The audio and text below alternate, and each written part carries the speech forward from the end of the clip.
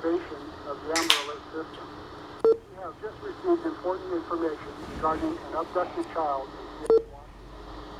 The Seattle Police Department are looking for a child who was last seen at 3035 South Chicago Street in Seattle and is believed to be in danger.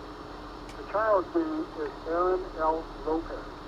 He is a 1-year-old white male with bald hair and blue eyes. He is believed to be 2 feet and 6 inches tall and weighing 26 pounds. He was last seen wearing a gray coat, gray sweats, and white shoes. Authorities say he might be in the company of Daniel Lopez Anguillo.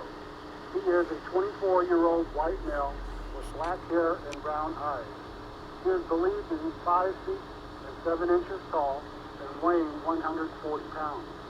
He was last seen wearing a black beanie, black jacket, white shirt, jeans, and black tennis shoes with white soles.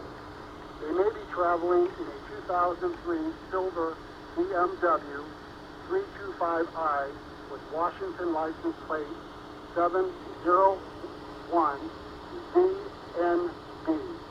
If you have any information on the whereabouts of this child, contact 206-693-2111 immediately.